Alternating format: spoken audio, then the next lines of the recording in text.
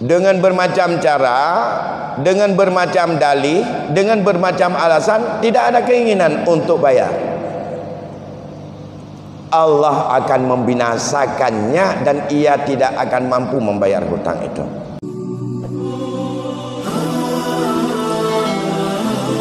Man akhaza amwalan nasi yuridu adda'aha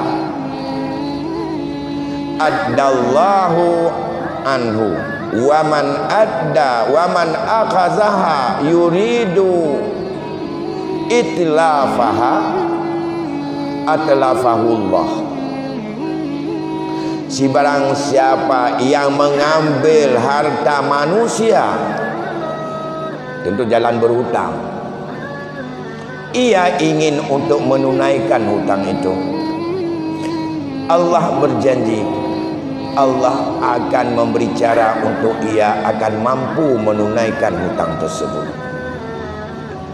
Dan siapa yang mengambil harta manusia ingin untuk merusak atau menipunya, mengecohkannya, Allah akan menghancurkan dan tidak akan Allah berikan kemampuan padanya untuk membayar hutang tersebut. Seseorang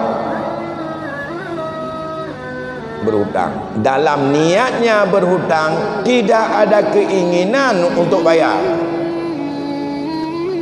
dengan bermacam cara, dengan bermacam dalih, dengan bermacam alasan, tidak ada keinginan untuk bayar,